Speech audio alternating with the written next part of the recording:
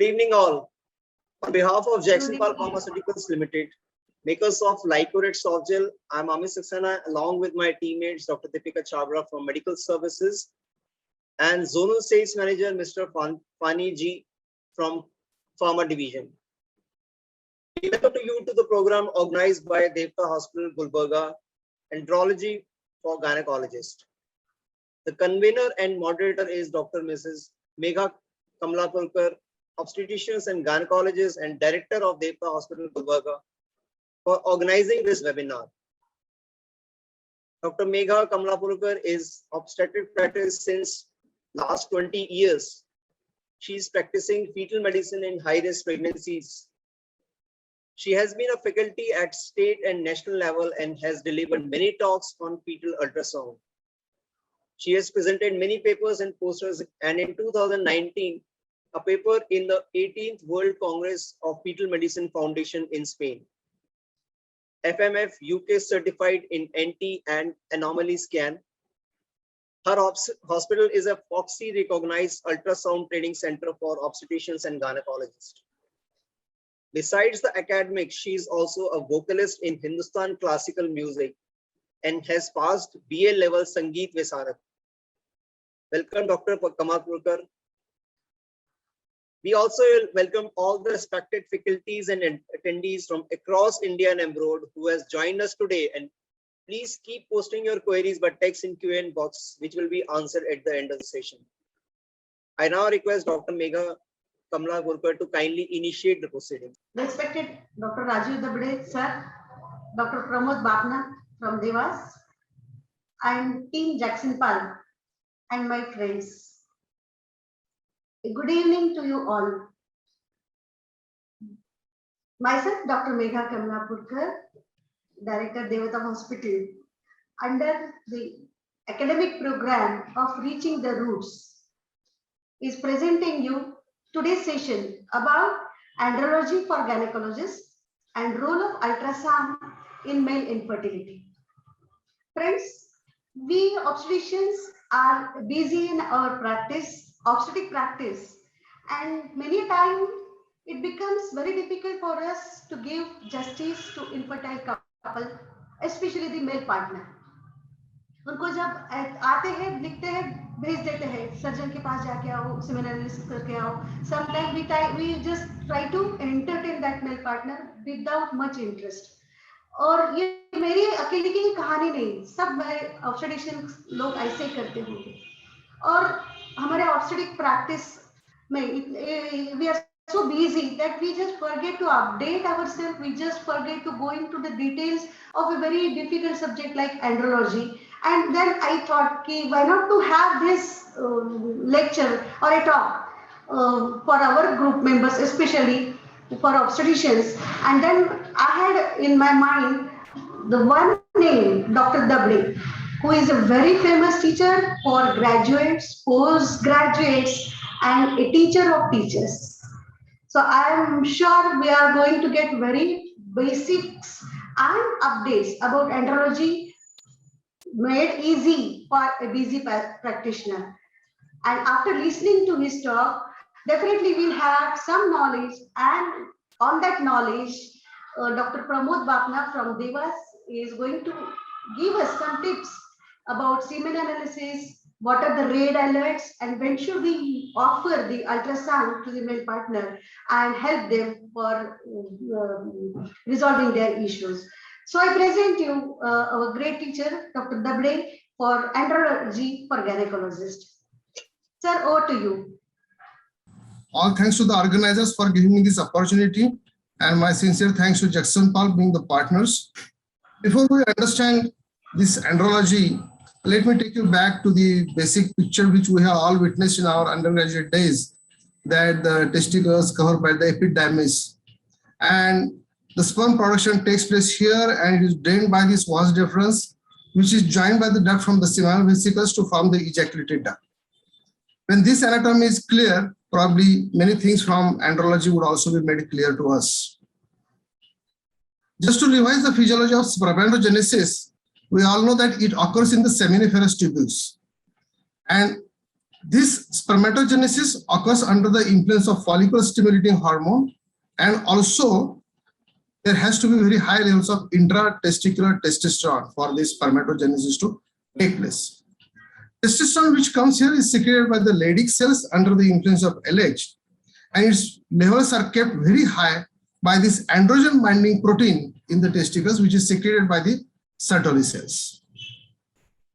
So this is just a diagrammatic representation to show you that we have these lobules containing the seminiferous tubules, and seminiferous tubules are responsible for, under the effect of follicle stimulating hormone, would produce testosterone, would proceed with the spermatogenesis, and it is the Leydig cells under the influence of LH would produce this testosterone, which is kept here in very high levels with the help of androgen binding proteins. Just to revise, we all know hypothalamus, pituitary, and testicular axis. We have the anterior pituitary secreting LH and FSH and FSH2. FSH acting on the Sertoli cells, which is responsible for spermatogenesis and maturation. And we also have the Leydig cells producing a lot of testosterone. Testosterone, I repeat, the levels are very high in the testicles, which is kept very high by this androgen binding protein coming from the Sertoli cells. And this testosterone comes from the Leydig cells, also has systemic testosterone function. And when the Sertoli cells produce inhibin, that gives a negative feedback signal to the hypothalamus and pituitary. Last 3 lines are more important. It takes 70 days for the spermatogenic process, 21 days for maturity and transfer from the testes to the ejaculatory duct. And whenever we're talking about semen analysis, we have to make sure that we use this Mechler chamber so as to have accurate assessment of the sperm count. I'm sure Dr. Pramod will touch on this.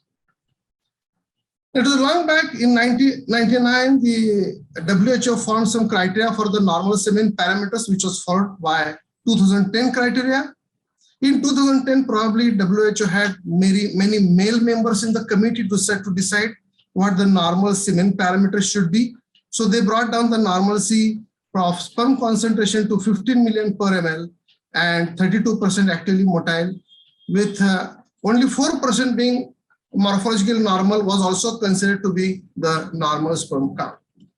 In 2020, the committee again met. Probably there were few female members added to that committee. So they raised the concentration from 15 million to 16 million per ml. And there are very less changes in the parameters, though the number of required morphologically normal sperms has not increased from 4%. The seminal volume is contributed by the seminal vesicles, and volume less than 1.5 ml would suggest either the spill or retrograde ejaculation or obstruction or androgen deficiency. And this last statement, less excitement, is also responsible for less volume, which is very common when the male partner is advised to ejaculate in the laboratory where no separate rooms or rooms with the proper environment are available. Then maybe we get less volume of the semen. Coming to pH, it ranges between 7.5 to 8, and it is seminal vesicle secretions which are alkaline. Whenever the pH turns out to be acidic, we should think of prostatic infection. Liquefaction normally would occur in 30 minutes, and prolonged liquefaction is seen in either in prostatic infections or patients with dehydration. Fructose comes from the seminal vesicles, and absence of fructose in the semen would indicate either absent VAS or seminal vesicle agenesis, but this presence or absence of fructose is important only in azoospermia, which I'll come to in next few slides. Motility, we have to use the Mechler scale for progression to know what kind of motility it is, and grade 0 when a level when there is no forward progression, and grade 4 is very rapid forward progression.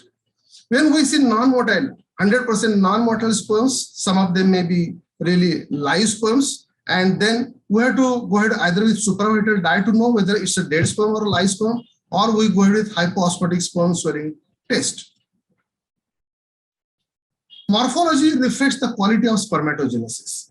Keratozoospermia is characterized by abnormalities involving head, neck, tail, and cytoplasmic droplets. And more number of abnormal sperms are seen in varicocele and also in patients heading for testicular failure.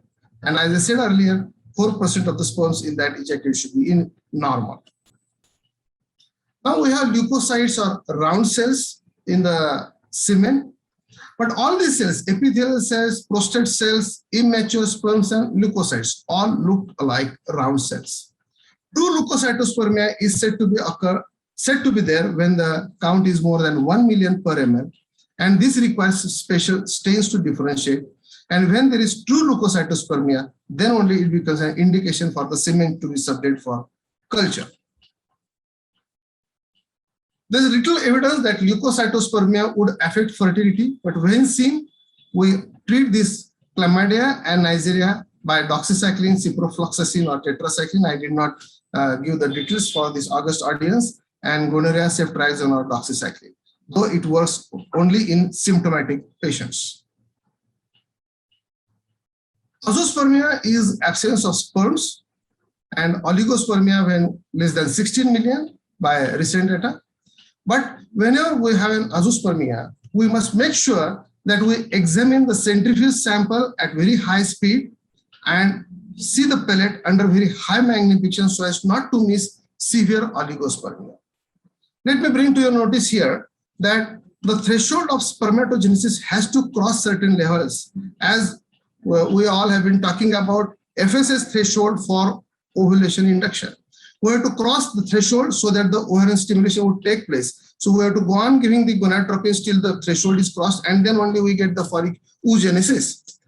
Similarly, these sperms also have to cross that threshold to be seen in the ejaculate. What I mean that we may have azoospermia, but still there could be normal spermatogenesis, though it could be hypospermatogenesis occurring in the testicles. Subnormal semen quality is the largest cause of idiopathic male infertility. This could be due to alcohol, drugs, infection, injury, testosterone abuse, or varicocele. But last line, very sorry to say that treatment helps very few. Testosterone levels normally should be around 300 nanogram. FSS should be between 1 to 8 milli international units per ml. LH2 to 10, prolactin 20, testosterone to estrogen ratio should be more than 10.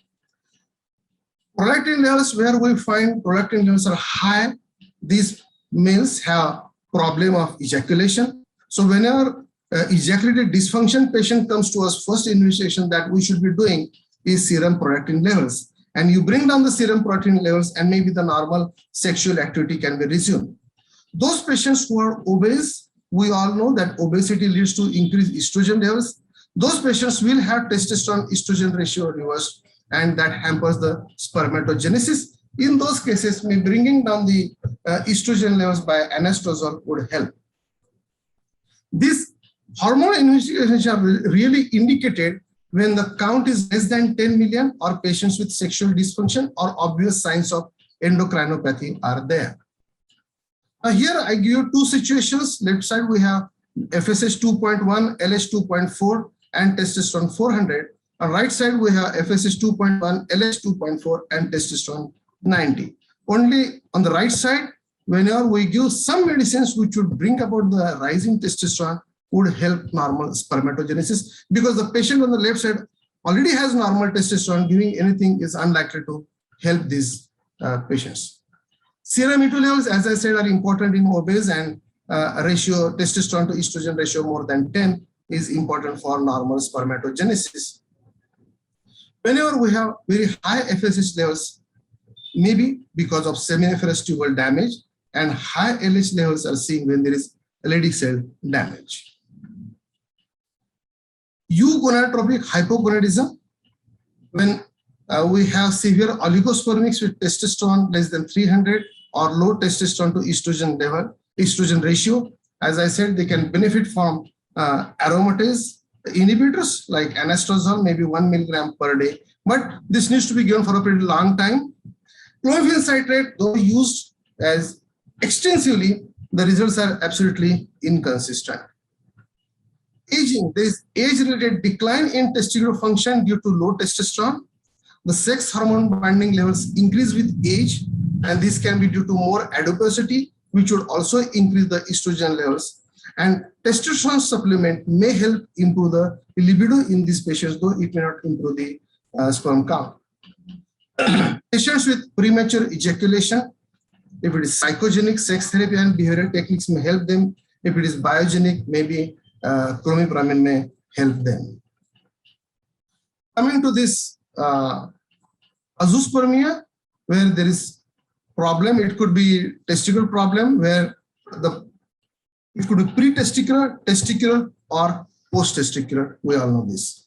Like pre-testicular, there could be problem with hypothalamus and pituitary, where there will be hypofunctioning of this pituitary, which will lead to low FSH, which we call hypogonadotropic hypogonadism.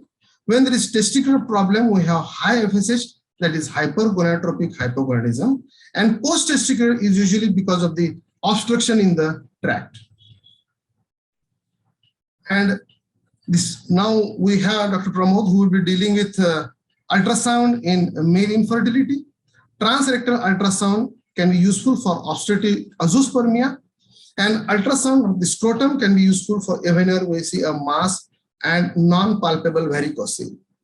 We have to look for associated renal anomalies. I just want to bring to your notice the varicocele, which is not clinically diagnosed, if diagnosed only on ultrasound, really need not, I would say, should not be treated, because any intervention would make more harm than benefit.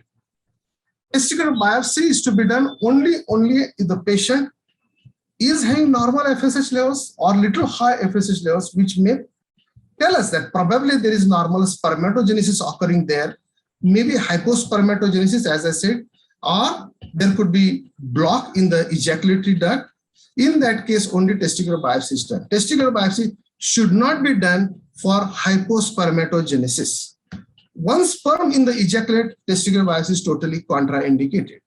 Okay. And whenever we are thinking of doing testicular biopsy, we must make sure that if at all we are lucky enough to get normal spermatogenesis, we must have facility to immediately cryopreserve those sperms, so that those could be used for intracytoplasmic sperm injection, so that the male partner would not have to repeat that trauma to the testicles. Gone are the days when testicular biopsy was being. Now the entire world has shifted to needle aspiration biopsy. Wide bore needle, 19 gauge scalp pens, which we used to have with the brown flag there. So 19 gauge needle is inserted into the testicles, and with the negative pressure, the single seminiferous tubule can be aspirated outside the testis and can be subjected for examination. Why this needle aspiration? Because in these patients, the spermatogenesis occurs focal. What I mean to say, at one point we have done testicular biopsy and we may find that there is azoospermia. We go to the other side in the same testicle and we may find normal spermatogenesis.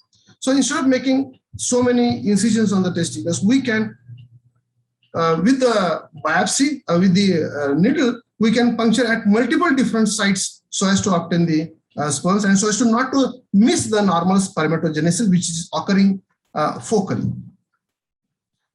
Few lines about interpretation of testicular biopsy reports. We have seen all these right from 1 to 10. I start from below.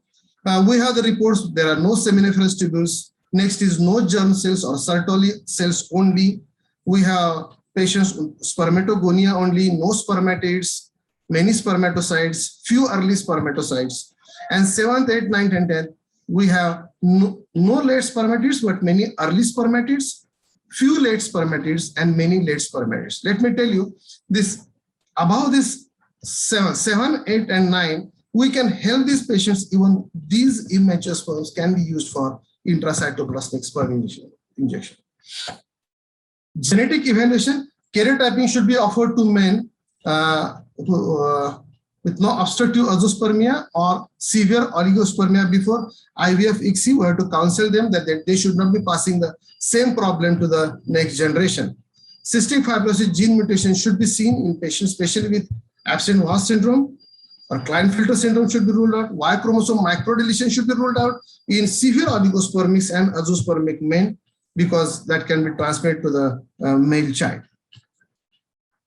Immunological causes of this abnormal semen parameter. Sperm develop after immunocompetence is established, and spermatozoa are coated with anti-sperm antibodies. This could be either because of infections, vasectomy, trauma, etc. Treatment is empirical. We go ahead with IUI. If fails, go ahead with IVF. If fails, we should go ahead with ICSI as a solution to immunological infertility. Abnormal sperm function. Repeated failure to achieve fertilization in spite of normal count could be because of teratozoospermia, necrospermia, or immotile sperms, as we see in Carter-Jenner syndrome. In patients with hypogonadotropic hypogonadism, we can correct this by administering exogenous GnRH. Aim is to restore normal adult male LH levels. Treatment is extremely costly, and spermatogenesis is seen after 1 to 2 years of GNS therapy. More easy than that is to use exogenous gonadotropins, because we have to replenish the FSH and LH. Here we give SCG 5000 international thrice a week, and HMG, which is a combination of FSH and LH, is given in the dose of 150 international thrice a week. And this needs to be given at least for 9 months to 12 months to have some result. And the total cost could be maybe in the range of 2 to 3 lakhs, but we definitely have been getting results in this paper. The same society, Gulbarga Society, is going to listen to Dr. Nagori after a few days, and he's the authority in this, and he has used these gonadotropins in many patients and has got excellent results in obtaining the normal sperm being produced. We have some patients with retrograde ejaculation. In that, those patients where we are suspecting retrograde ejaculation, especially diabetics, okay, where their peripheral neuropathy is there, in those, if these patients may have reached the orgasm extremely low or not produced. In that case, after the male achieves the orgasm, the patient is asked to pass the urine, and that urine sample is centrifuged to see for the spermatogenesis. This would confirm our diagnosis of retrograde ejaculation, which can be treated by these few drugs as mentioned here, like ephedrine, pseudoephedrine, or phenylpropylamine and imipramine. And we have to obtain the sperms from that urine sample, which could be used for IUI or ICSI depending upon the sperm count available.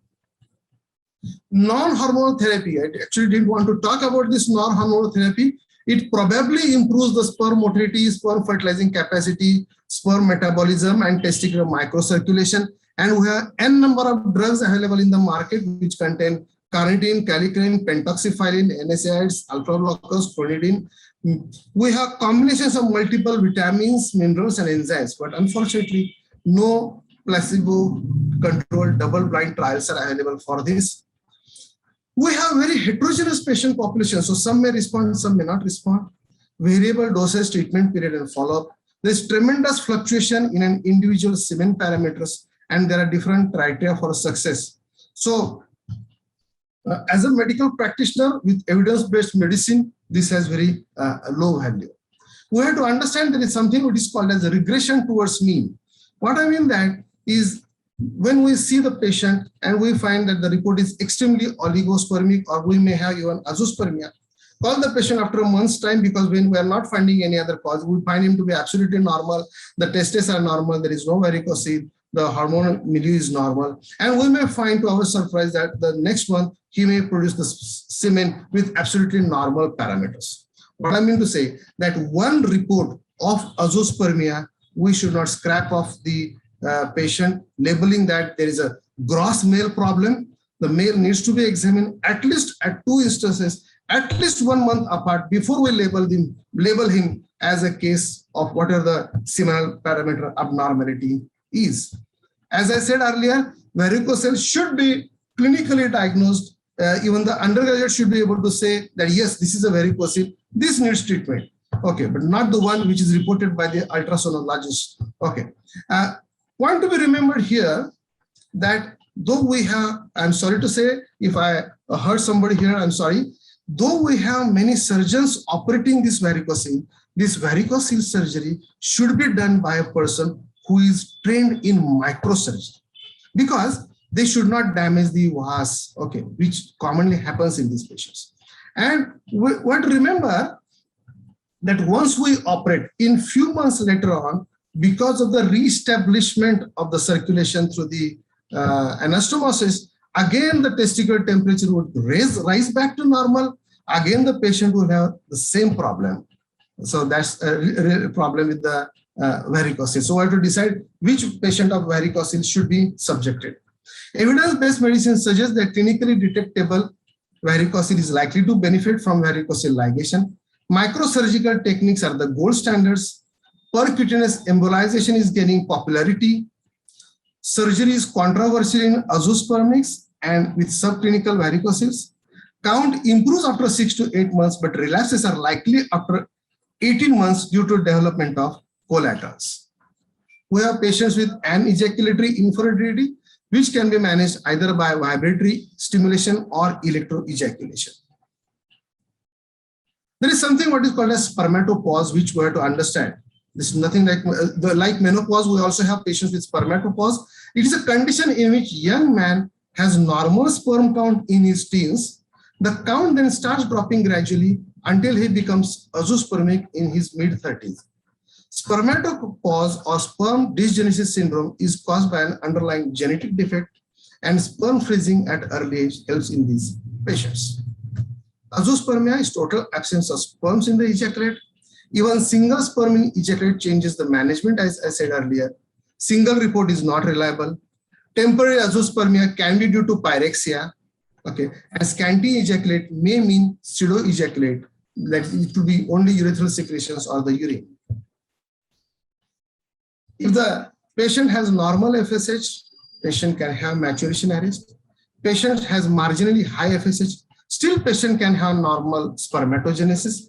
FSH twice the normal, still patient can have focal areas of spermatogenesis. Hence, as I said earlier, single site biopsy is not useful in azoospermic men. This august audience can forget whatever I talked about till now. And just on my last 2 slides, we have the semen analysis done, and we have a patient with oligoastheno or azoospermia repeatedly proved. This patient is subject for FSH, LH, and testosterone assay. If the semen analysis count is normal, we investigate the wife and treat accordingly. For the patient with severe oligoastheno or azoospermia, we have a situation where we have low testosterone, high FSH, and high LH. This is a patient with primary hypogonadism. How do we treat this? This patient needs androgens for his normal sexual activity. Okay, and the other patient may be normal testosterone, high FSH, and normal LH. This is germ epithelial cell failure, where the treatment is again ART. Third category of patients, we may have low testosterone, low FSH, and low LH. This is hypogonadotropic hypogonadism. This can be treated either by GnRH or gonadotropins and testosterone. We have patients with high testosterone, normal FSH, and high LH. This is androgen resistance syndrome, and there is no available treatment, but to go for donor insemination. No available treatment means go for donor insemination. The largest group we have, where we have FSH, LH, and testosterone to be normal patient, but the patient is oligoasthenoteratospermic or azoospermic. If it is OAT, think of anti-sperm antibodies, or it could be idiopathic, or it could be anti-sperm antibodies, intracytoplasmic. If it is idiopathic, we can go with IUI or ICSI. And if it is varicocele, as I said, ligation. Get the urine analysis done. Before urine analysis, I would again like to stress here, if we have an azoospermic sample, high-speed centrifugation and examining the pellet is very important to rule out true azoospermia. Get the urine analysis. If we have sperms in the urine, can think of, it could be because of the retrograde ejaculation, and can think of IUI. If urinalysis also tells us that there is no sperms, we advise for the fructose assay. If fructose is absent, we have the ultrasound done to rule out the seminal vesicle obstruction or the absence of the vas or absence of the tract and treat accordingly. If we have normal seminal vesicles, these patients could be because of congenital absence of the vas. And in these patients, as I said, karyotyping is mandatory before we subject them or advise them ART. If fructose is positive, it will mean that there is no obstruction in the tract. Then probably we have to go ahead with testicular biopsy. I would repeat here, needle aspiration, not the testicular biopsy. And if it is normal, think of ART. And if there is hypospermatosis or spermatosis, still, as I said, 7, 8, and 9 stage, we still can proceed with ART. If not, then the ultimate solution is donor insemination. I thank you all for patient hearing. Thank you very much. Thank you, sir. As I have rightly said that he is not a teacher of graduates, postgraduates, but a teacher of teachers. You have made the subject so crispy and crystal clear. And at the end of your talk, you have given us good flow charts that we can keep it in our OPD and Absolutely, absolutely, absolutely. as and when needed. And a few important tips about azoospermia, they were very reassuring for ourselves because it's very difficult when patient comes with a report of azoospermia and what to talk and how to counsel them. Many of the things are very clear. I would like to ask you, what should we ask for the laboratories from where this report has come? Do we need to ask them anything and get the things cleared, or anything else you would advise? Actually, it is wise to examine this male partner. Okay. Probably the only advantage I have as a male gynecologist that I examine all the male partners. Okay. But those who have a spouse who is a medico can also examine the male partners and label whether the testicular volume is normal or not. Because it's the volume and the testicular sensation, which two things are very important. If the volume is normal, the testicles needs to be pressed a little bit and that pain sensation should be initiated. If that pain is absent, probably it is either because of tuberculosis or diabetes in that person. Okay, so that gives you a clue. The testicles could be absolutely atrophic. Okay, with atrophic testicles, our diagnosis is pakka. It is atrophic testicles, testicular failure.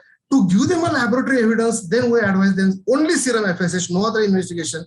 Okay, serum FSH will be very high. You can counsel them that there is a problem with spermatogenesis. We need not tell them that he has a atrophic testicle. We just tell him, because what I do is I tell them there are two factories. One factory is responsible for production of the semen and one factory is responsible for production of the sperms. And assure those males that your factory, which is producing semen, is absolutely normal. There is a problem with the factory producing the sperms. So we can now just borrow the sperms from the bank.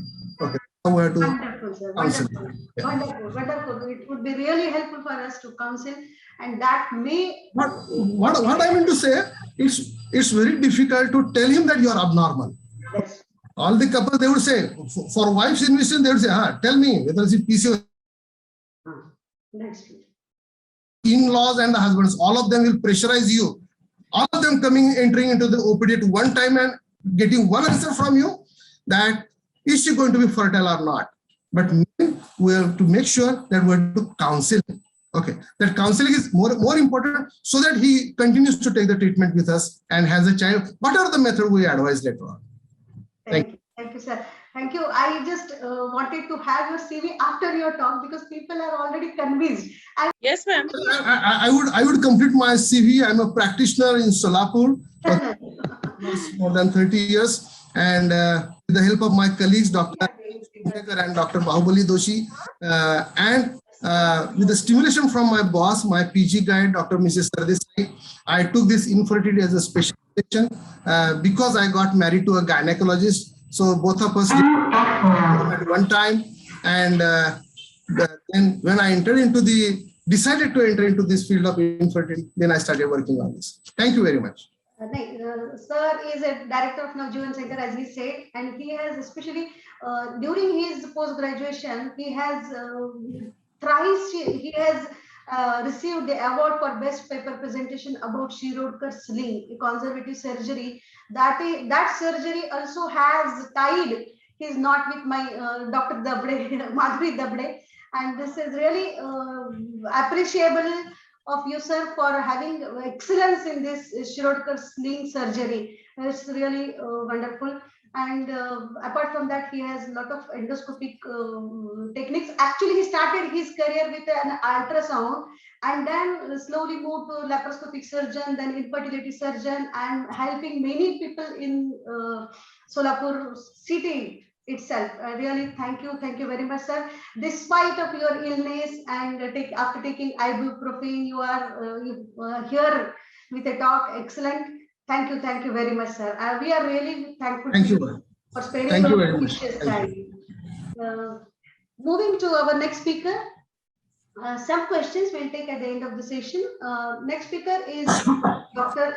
Pramod Bapna. He has done his MBBS DMRD and he is gold medalist in DMRD course. He is winner of Colonel Razdan silver medal training from Diwan Chand Agarwal Center, New Delhi. And he has got training from Mediscan, Chennai, and he has done his diploma expert in musculoskeletal ultrasound from UCAM University, Spain. And he is practicing ultrasound and consultant at Advanced Bapna Mediscan Center, Devas, which is a taluka place, but his practice is utterly very advanced. And I just welcome you, sir. And this, I hand over this mic to you. Now the slides are fully visible. Everything clear? Yeah. Right. Okay. At the outset, I would like to thank Dr. Megha Madam for giving me a chance to join in this webinar, and as the pharma people, the Jackson Pal group for inviting me as a speaker to this conference. Sonography in male infertility. If we look at it, first we need to know the definition. We all know that basically infertility is described as not able to conceive after having intercourse for over a period of 1 year, and that is unprotected intercourse. And to look at the whole scenario, if we see the male as a partner, the male is the sole cause in about 20 to 40% cases, and a contributory partner in up to 50% of cases. So as gynecologists, if we are trying to deal with infertility and we are only seeing the lady, I think we may be missing out on 50%. So my lecture over here would basically cover the basics. It would not be like a big slideshow or a radiological talk having lot of pictures and videos and nothing like that. It would be just focusing on the mere basics of. So by definition, male as the sole cause in about 20 to 40% cases, and a contributory factor in about 50% of cases. Again, going back to the basics, this was described by Sir, but I would just highlight it once again before I can tell you what we can see on ultrasound and what has to be done. So basically the sperms are produced in these seminiferous tubules. From the seminiferous tubules, these sperms migrate over into a space which is called as the rete testis. From the rete testis, so this is the point where the sperms are being produced. From here they move on into the rete testis, and from there through these micro channels they move into this portion which is called as the epididymis. The epididymis has a head, a body, and a tail. So this is the site where the sperms mature. And from here, through the tail of the epididymis, it continues as a tube which is known as the vas. And we can trace this vas, and this vas moves up into the inguinal canal, and there this vas dilates and joins at the ampulla into the seminal vesicles. Then the seminal vesicles, through the ejaculatory ducts, they join through with the prostate at the verumontanum, and that is the whole course of the sperm pathway. So this is the production site, and this is basically the transport pathway. So if we have this picture in mind, we know exactly where we are dealing with the problem. So if we look at male infertility, basically we have to answer to two things. Are the sperms being adequately formed, or are the sperms being adequately transported? So basically male fertility would have, you have to answer into these 2 points. So before going in with the ultrasound or for male infertility, you need to go in with the clinical notes. Since as gynecologists, most of the female gynecologists, they fail to clinically examine the male patient. So, but it is always a good practice to have some clinical information. So the second thing, if they have not done in a clinical examination, is to see the semen report and the biochemistry. So what we are doing here is we would be dissecting out the semen. As I said, the normal semen has a volume of about 2 to 5 cc. It has an alkaline pH ranging from 7.2 to 8.4. The semen contains fructose. And we see it further that about 60% of the semen volume comes from seminiferous tubules. The seminal vesicles provide fructose to the semen, which is a source of nutrition to the sperms. About 30 to 35% of the semen volume comes from the prostate. The prostatic secretions are thin, alkaline, and this alkalinity would help the sperms survive in the acidic vaginal environment. So this is the role of the prostatic secretions, and 3 to 5% comes from the vas. So if this is clear, we can by looking at the semen, we can analyze as to where the real problem lies, and that would help us in further evaluating with ultrasound. So the major things we need to know is that the volume should be greater than 1.5. The concentration should be more than 15 million per ml. The total progressive and non-progressive mortality of the sperm should be more than 40%, and there should be a greater than 4% normal consistency, as sir has already described. So there are some biochemical markers, like we all know that pH and fructose. If there is something wrong with the pH and fructose, maybe we are dealing with a problem concerned to the seminal vesicles if fructose is absent. And if pH is altered, either it is some infection, maybe in the prostate or at the level of the ejaculatory ducts. Acid phosphatase, citrate, and zinc are markers of prostate, but we don't do it. L-carnitine, glucosidase are for the epididymis. And of course, the hormones FSH, LH, total testosterone, and estradiol, especially in the obese patients. With this background information, now I gradually move over to ultrasound as to describe what we are up to and what we can see into it. We need to have a few terms like azoospermia, oligospermia, oligoasthenospermia. Azo means no sperms detected, oligo is less than this. So if we quantify azoospermia, either it could be a non-obstructive azoospermia or an obstructive azoospermia. Like I told you before, that either male infertility, basically you have to answer two things. Are the sperms being formed or they are not being transported?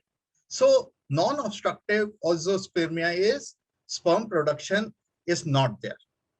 And obstructive is that the sperm transport pathway is defective. So this will answer to most of the questions. Here is a chart where we can, by looking at the FSH, LH, testosterone levels, describe whether we are dealing with something that is a primary testicular failure or we are dealing with hypogonadotrophic and obstructive. Most cases of obstructive azoospermia, the things are normal. And as sir has pointed out so well in his talk, I think we can skip over this slide. So basically, what do we see in a non-obstructive azoospermia? We see that the testicles are small in size. The testicular volume is low. So how do we determine on ultrasound whether the testicular volumes are low? The normal testes in a reproductive male have a volume of about 12 to 18 cc. And there are volume calculation charts available on the net, and you can just put in these values in there, and then you get your reference values with respect to percentile charts. And then it is a good way to represent the testicular volumes. Like this case I'm showing here is a small size testicle, but looks normal as regards ecogenic. So this patient, if we can do a hormonal analysis, would give us a lot of information. Similar case, there was some vascularity in the testicle, but the size was very small. Another case, the testis was somewhat small in size, and we see numerous small calcific densities. These are called as microlithiasis. Basically, what happens is this is calcification within the small seminiferous tubules, and these patients may be azoospermic, and these calcifications may be idiopathic or may be secondary to infection, or there are many etiologies to it, but idiopathic microlithiasis is a known entity. Now, we look at the extra testicular cause. This is the normal testis. We have some sort of veins over here. These are the veins of the campaniform plexus. And when they get dilated, they are known as varicoceles. And sir told about the palpable and the non-palpable varicoceles. Yes, varicoceles are responsible for basically abnormal morphology of the sperm and low sperm counts, but leading varicocele leading to a complete azoospermia is something not fully recognized. So how do these varicoceles look like on ultrasound? On ultrasound, these varicoceles look like sort of dilated channels. When we put in color, say you're getting this color, we ask the patient to stand up to perform a Valsalva maneuver. And what you see is this red color over here is turning into blue. That means the flow in this vessel is reversing. So this indicates a reflux. So these vessels getting dilated on Valsalva and showing reflux. And if they are more than 2 to 3 mm in size, are varicoceles. Then there is an ultrasound grading method as to what size they get dilated and how much is the reflux and how much persistence of the reflux. But I think that we need not go into details. That's a radiological talk, but this is how the varicoceles look like. When we can put in a spectral Doppler into it and see the reflux, and we can see the flow in the opposite direction, that would indicate a varicocele. The varicoceles may not be all the time extra testicular. They may be sometimes within the testicle, and they may be seen at the mediastinum or the area of the rete testis, and they are known as intratesticular varicoceles. Now the question arises, how does varicocele affect the male fertility? Basically, what we know is that the testicle function at a temperature which is 2 to 4 degrees below the normal body temperature. And this temperature is very good for maintaining normal spermatogenesis. And this is provided by the absence of subcutaneous layer in the scrotal skin. The absence of subcutaneous layer, and there is a flow mechanism which is called as the eddy flow mechanism that flows within the veins. What happens in varicocele? These veins get dilated, and this does not lead to a proper eddy effect, and the temperature in the testicle rises, and that leads to abnormalities in the semen and a decreased count. Another condition that is a hydrocele, that is basically the fluid in the tunica vaginalis space, and this may also affect spermatogenesis in the sense that it is going to cause some temperature issues in the testicle, as we have understood earlier.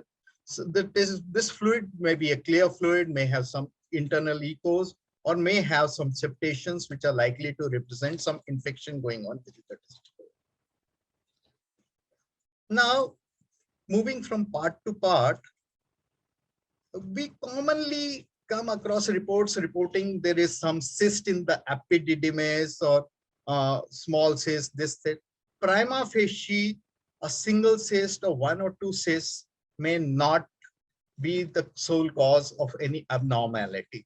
But if there are multiple cysts like this, or it's the whole epididymis that is from the head, body, and tail, yes, this patient may have some abnormalities in the sperm morphology, the counts, and this may indicate obstructive pathology.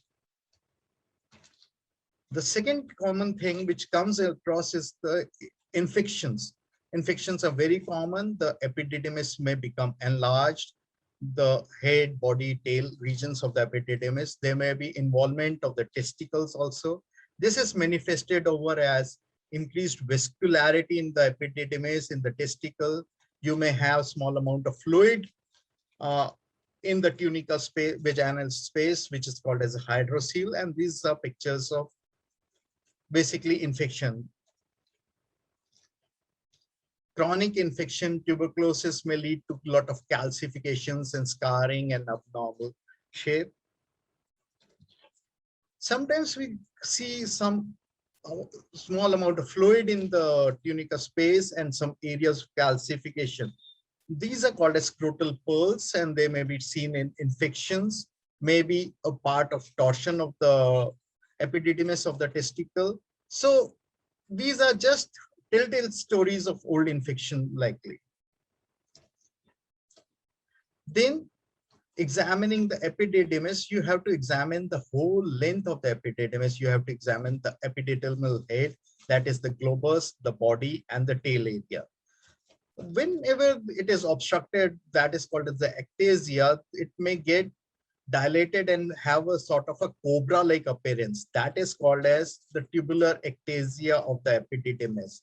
It looks like a cobra tail appearance and has to be identified as a cause of obstruction. Similarly, obstruction at the level of the rete testis, you see multiple small cystic spaces at the level of the mediastinum testis. It has to be differentiated from an intratesticular varicocele. Varicocele will have color flow in it, and these won't have. And definitely, if you have such things, you may have signs of obstruction of the passages.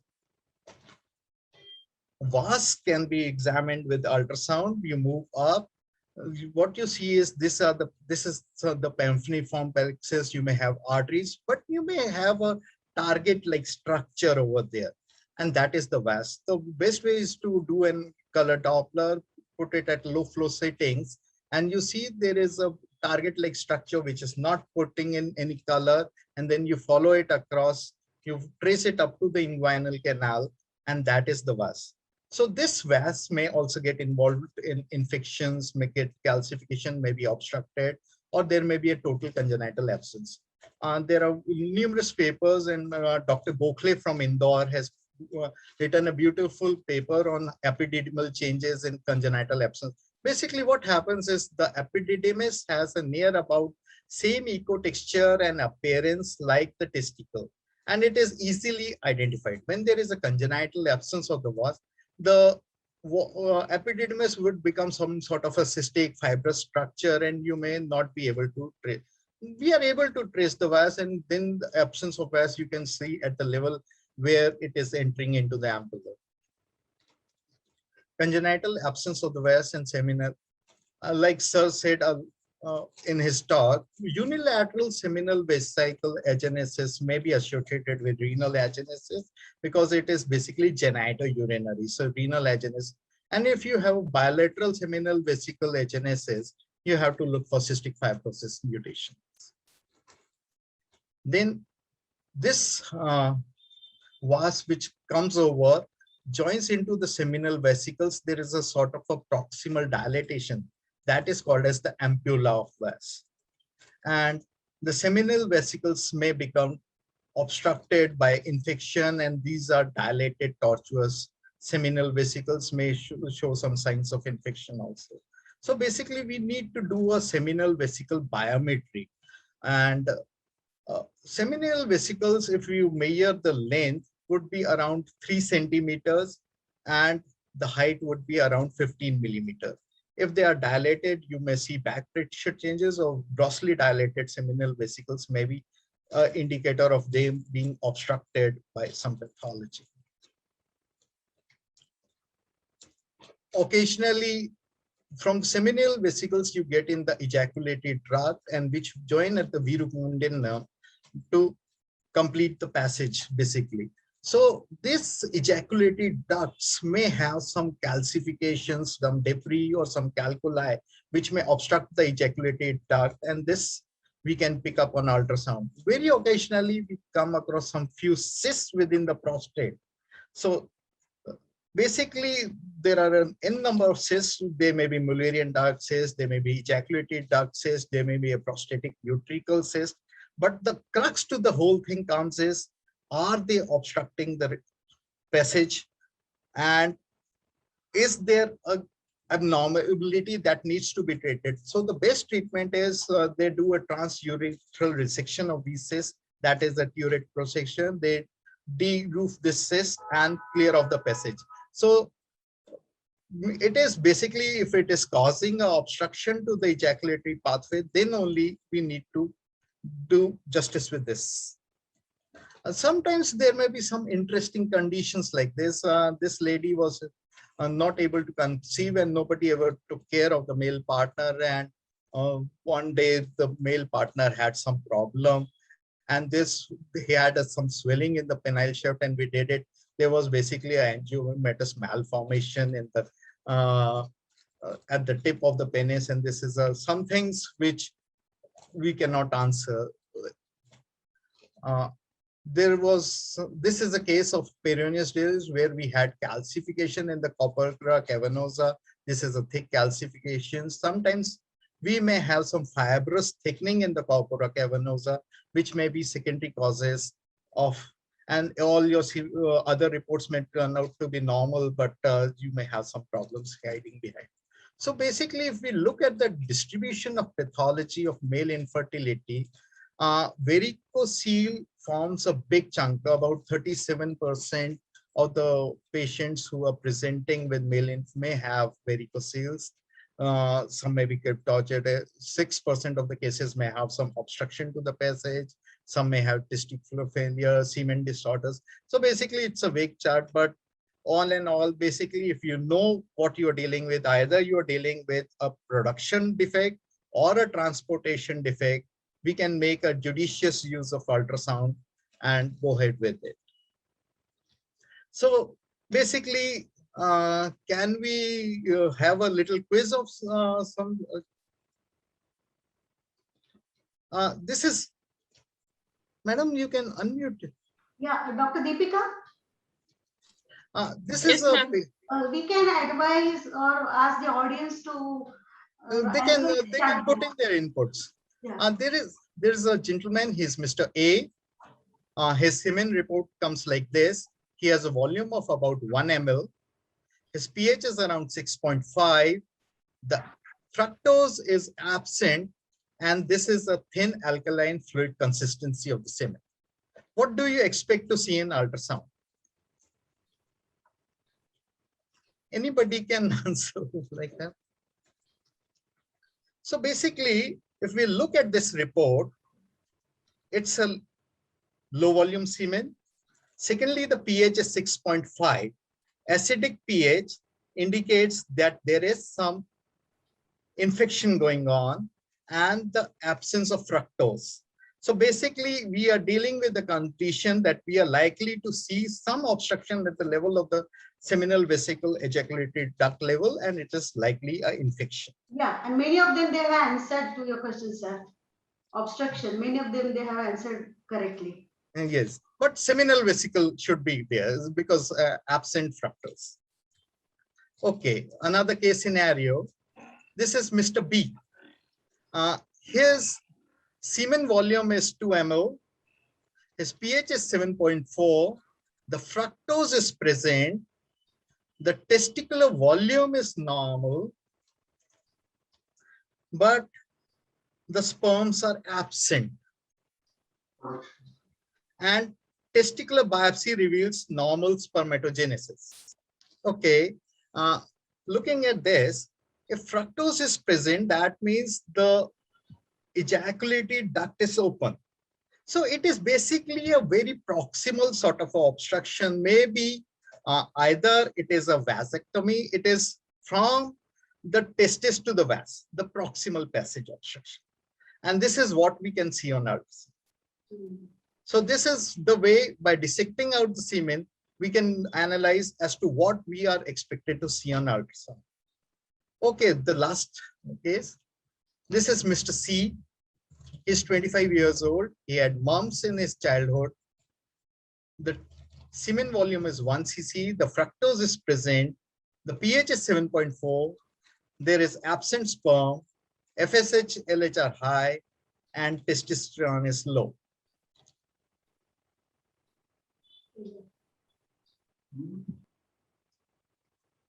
So basically, this is what sir had taught us. So it is basically a sperm production disorder and is likely to represent. Thank you all for a very patient care. Thank you.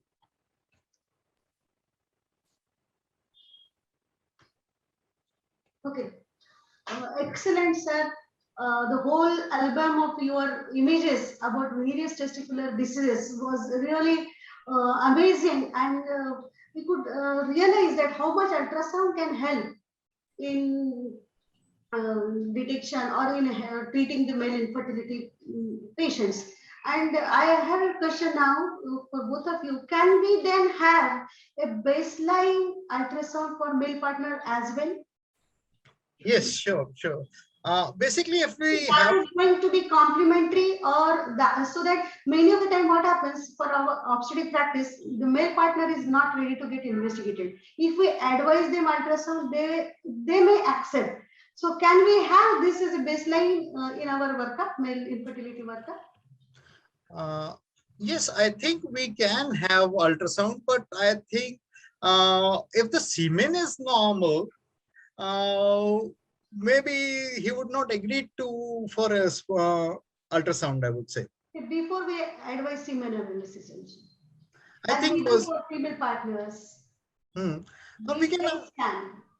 A baseline scan, yes, baseline scan that would identify most of the cases of varicocele or maybe small testes, and maybe we can get an indirect evidence as to whether we are dealing with the obstructive pathology or we are dealing with the pathology that is pertaining to a non-production of sperms. Yes, we can do a lot of justice. At least we can answer to the remainder 30-40%. If we are only examining the female and not the male, maybe yes, we can give a whole scenario to it. Yes, sir. But I think you must also write a note to the ultrasonologist that what you are expecting him to see that. I mean, everybody may not be like Dr. Pramod who will be doing the entire evaluation. So it is still worthwhile subjecting them for semen analysis first before advising them really to go ultrasonographic examination. So I would like to differ from what you said, Dr. Megha, that baseline examination has to be clinical. If you are not clinically examining, and if the semen parameters are normal, there is no indication for any other investigation. Of course, the total evidence of a fertile male is only after achieving pregnancy. That's true. But if the semen parameters are normal, I don't think we should subject him for this additional investigation. Okay. Dr. Deepika, we have... Ma'am, there are two hands raised. Dr. Sandhya Khare and Dr. Sanjana Bhatt. So shall I allow them to talk? Yeah. Sure. You can please unmute yourself and speak up, Dr. Sandhya and Dr. Sanjana Bhatt. It was an excellent presentation. Very nice. Congratulations, all the speakers. Thank you, Dr. Sandhya, for being with us today. Thank you very much. If there's any question somebody wants to ask, you can raise your hand, we'll unmute. Dr. Sanjana Bhatt, you can unmute yourself. I think there are no other questions actually.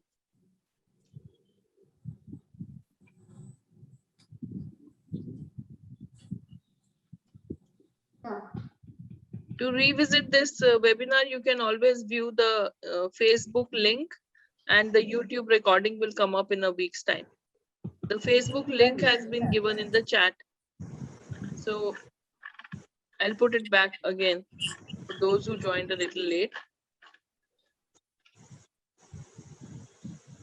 So thank you, everyone.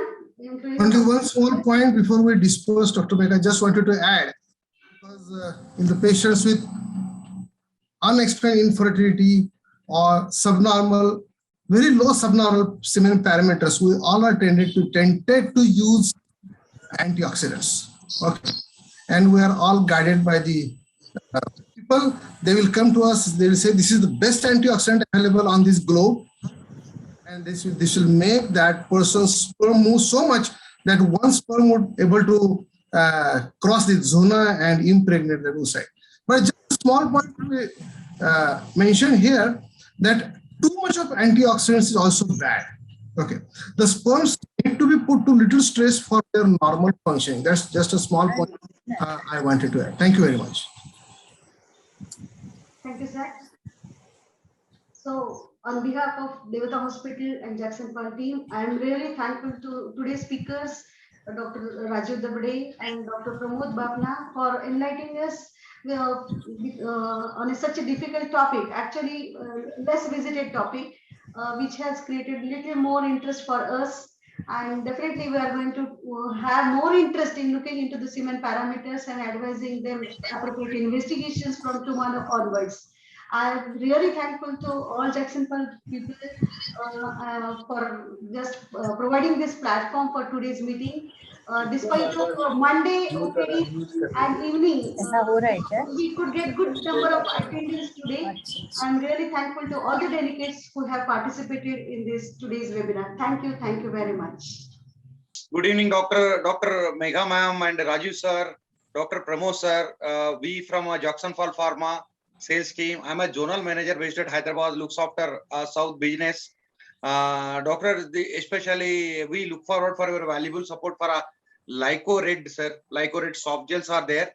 So to improve the erectile function, Jackson Pearl Pharma presents Lycored soft gels, and in Lycored soft gels, lycopene in Lycored, which improves endothelial nitric oxide, improves low-grade inflammation, and improves oxidative burden of ischemic erectile tissue, and reduces oxidative stress, thus improves erectile function.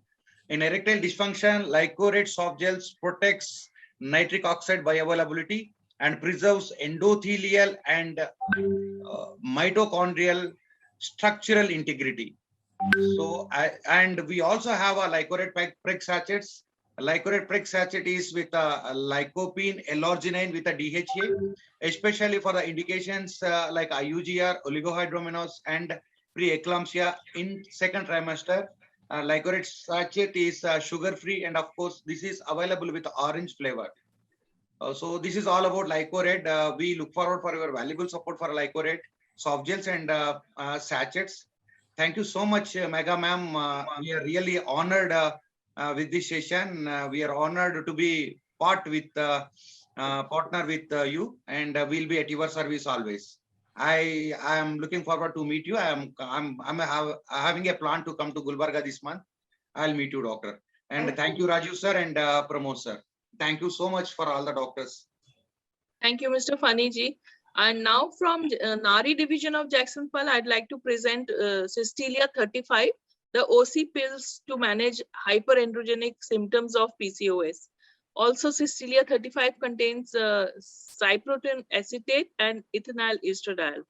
So we also have Cystelia M, which is the combination of myoinositol and D-chiroinositol, the ideal ratio of 40:1 to enhance her fertility. Look forward to you all joining us again in our next public forum, which is on 7th. This will be a public forum on obesity. And as Dr. Kamla Purkar just now said, ma'am, that on next Monday again we have a public forum on hypertension, which Dr. Megha is arranging. So thank you all very much and hope to see you again. Bye bye. Thank you very much. Thank you, everyone.